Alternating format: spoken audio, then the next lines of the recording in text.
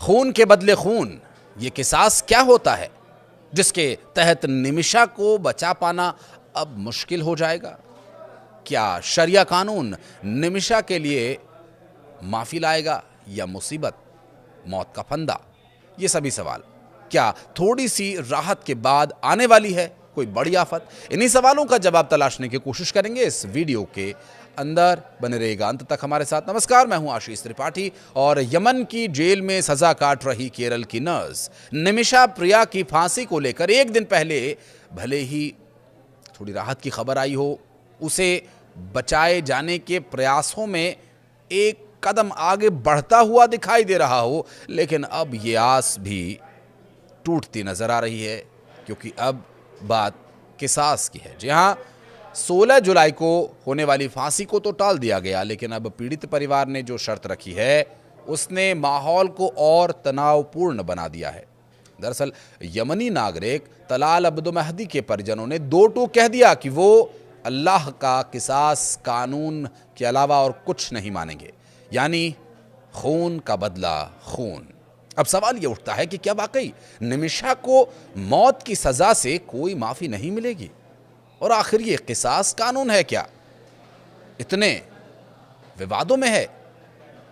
Islamic शरीयत कानून की एक मूल अवधारणा है जो ये कहती है कि अगर किसी ने जान ली है तो उसके बदले उसकी भी जान ली जा सकती है, यानी सजा होनी चाहिए वैसी जैसा अपराध था। इसे बराबरी का जवाब कहा जाता है, यानी अगर दुश्मन कोई हमला करता है तो ठीक वैसे ही ताकत और उसी तरीके से उसे जवाब दिया जाए, न ज्यादा न कम, बिल्कुल संतुलित बदला।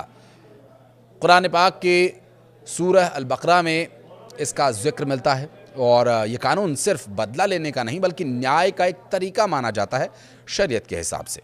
लेकिन इसी के साथ एक और विकल्प भी दिया गया है, दियाह यानी ब्लड मनी, यानी पीड़ित परिवार चाहे तो माफी दे सकता है। अब इसके बदले एक निश्चित मुआवजा भी दिया जाता है सैद्धांतिक रूप से। हाँ, अगर पीड़ित परिवार यानी तलाल अब महदी के रिश्तेदार ब्लड मनी स्वीकार कर लेते हैं तो निमिषा प्रिया को माफ किया जा सकता है, उसकी जान बच सकती है। भारत से गए एक धर्मगुरु ग्रैंड मुफ्ती कंथापुरम एपी अबू बकर मुसलियार ने भी यमन के धर्मगुरुओं से बातचीत की और फिलहाल फांसी को कुछ समय के लिए टाल दिया गया है। लेकिन अब जो घटनाक्रम सामने आ रहा है वो और भी खतरनाक संकेत दे रहा है। तलाल महदी के भाई अब्दुल फत्ताह महदी ने अपनी बात में कहा कि हम सिर्फ अल्लाह का किसास कानून चाहते हैं। अब ये किसास जो निमिषा की रोक सकता है सांस, माफी का सवाल नहीं उठता। उनके मुताबिक न सिर्फ उनका भाई बेरहमी से मारा गया बल्कि पिछले 7 साल से वो लगातार मानसिक रूप से भी यातनाएं झेल रहा था। भारत सरकार ने इस मामले में राजनयिक स्तर पर प्रयास किए हैं और साथ ही कई सामाजिक संस्थाएं और वकीलों की टीम भी यमन में सक्रिय है और हाल ही में ग्रैंड मुफ्ती के हस्तक्षेप से कुछ राहत जरूर मिली है। लेकिन जब पीड़ित परिवार खुद सामने आया और किसास की मांग करने लगा तो स्थिति और ज्यादा नाजुक हो गई। ये सिर्फ एक कानूनी मामला नहीं है बल्कि अब धार्मिक और भावनात्मक मुद्दा भी बन चुका है। इसमें शरिया का कानून आ चुका है। निमिषा के द्वारा किया गया कृत्य, भले ही उसके पीछे उसे अपने आप को बचाने की मंशा हो, लेकिन क्या वहां शरिया लगाया जाएगा? क्या कहता है शरिया इसके बारे में? अगर आपको पता है तो कमेंट सेक्शन में बताइएगा कि जो निमिषा के साथ वहां हुआ, उसके पार्टनर ने पार्टनरशिप के नाम पर जो उसके साथ किया, क्या ये उचित माना जाएगा शरिया में? फिलहाल फांसी को अनिश्चित काल के लिए तो टाल दिया गया है, जिसका मतलब यह कि निमिषा को कुछ समय तो मिल गया है। अब सब कुछ इसी बात पर निर्भर करता है कि तलाल के परिजन अपना मन बदलें, और बदलें तो उसे ब्लड मनी के तौर पर क्या देना होगा वो सब विषय एक अलग का विषय है। लेकिन अगर वो ब्लड मनी स्वीकार करते हैं तो निमिषा की जान बच सकती है। लेकिन अगर उनका किसास पर गरारी अड़ गई और किसास पर वो अड़िग रहे तो शायद भारत सरकार के पास भी ज़्यादा विकल्प नहीं बचेंगे, क्योंकि वहाँ हूतियों की सरकार है और हूतिये जो होते हैं वो किस तरह के होते हैं शायद आपने हमारे अब से पहले कुछ वीडियोज़ में देखा भी होगा। साल 2020 में स्थानीय अदालत ने निमिषा को मौत की सज़ा सुनाई। 2023 में सर्वोच्च न्यायिक परिषद ने इस सज़ा को बरकरार रखा और फांसी टलने की खबर के बाद निमिषा के पति टॉमी थॉमस और उनकी मां प्रेमा कुमारी ने राहत की सांस ली ज़रूर, लेकिन अब वो सांस एक बार फिर थमती नजर आ रही है। प्रेमा कुमारी पिछले साल अप्रैल से सना में है और तलाल के परिवार से माफी मांगने की कोशिश में जुटी हुई हैं। ब्लड मनी ब्याह के रूप में $10 लाख की पेशकश की गई थी, लेकिन परिवार ने इसे स्वीकार नहीं किया था। भारत सरकार ने भी कूटनीतिक स्तर पर हस्तक्षेप किया और सुप्रीम कोर्ट ने 14 जुलाई को मामले की सुनवाई के दौरान केंद्र से हर संभव मदद का कदम उठाने के लिए कहा था। अटॉर्नी जनरल ने बताया कि यमन के हूती नियंत्रित क्षेत्र में सीमित पहुंच की वजह से बातचीत मुश्किल हो गई है।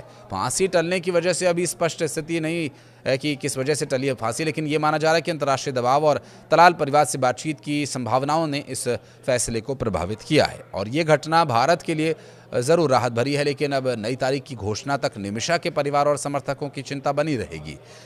सरकार और कार्रवाई परिषद अब इस पूरे मौके का इस्तेमाल तलाल के परिवार से माफ़ी के बातचीत के विषय को आगे बढ़ाए जाने के लिए कर सकता है। गौरतलब ये भी है कि निमिषा जो केरल के पलक्कड़ की रहने वाली हैं, अपनी नर्सिंग की पढ़ाई पूरी करने के बाद 2011 में यमन गई थी कुछ पैसे कमाने के इरादे से। उनके माता पिता ने मजदूरी करके किसी तरह से अपनी बेटी को यमन भेजा और उन्होंने नर्स का काम शुरू कर दिया। निमिषा जो साल 2015 में यमन की राजधानी सना में एक मेडिकल क्लिनिक जिसमें उन्होंने काम करने के लिए मेडिकल क्लिनिक खोला और इसमें एक स्थानीय स्पॉन्सर तलाल अब्दो मेहदी उनका साथ देने के लिए, उनकी मदद करने के लिए आया, क्योंकि वहाँ का कानून ये है कि आप यहाँ के लोकल की सपोर्ट के बिना कोई बिजनेस नहीं कर सकते, उसे आपको पार्टनर बनाना ही होगा।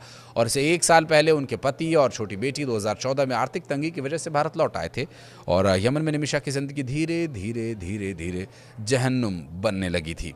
यमन में उनकी ज़िंदगी भयावह हो गई थी और इसके बाद उन्होंने अपनी ज़िंदगी को अंधेरे से बचाने के लिए जो किया उसकी सज़ा अभी वो भुगत रही हैं और उनका परिवार भी।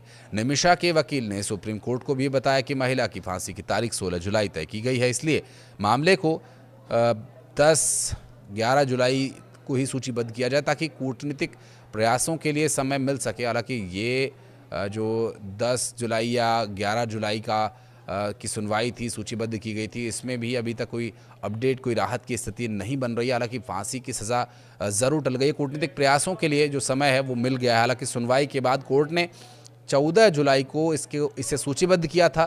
फिर इस मामले में अब आगे जो सुनवाई हुई 14 तारीख को, उसमें भी कोई अपडेट ऐसा नहीं आया। ना तो परिवार ब्लड मनी के लिए माना और ना ही फांसी को आगे मुकर्रर करने के लिए कोई डेट दी गई। संवेदनशील ये मामला हो चुका है, ऐसे में निमिषा प्रिय की फांसी अब किसी तरह से रोकी जाए, उनको जो सजाए मौत दी जानी है उस पर भारत की भी नज़र है। विदेश मंत्रालय निमिषा की सज़ा को रोकने की या कम करने की हर संभव कोशिश भी कर रहा है और इन प्रयासों का सफल होना कब तक संभव होगा ये तो कह पाना मुश्किल है, लेकिन शरीयत के हिसाब से किसास या दिया, ये आप चुनकर बताइए अपने विवेक के अनुसार। क्या कहना चाहते हैं? कमेंट सेक्शन आपके लिए खुला हुआ है हमेशा। धन्यवाद।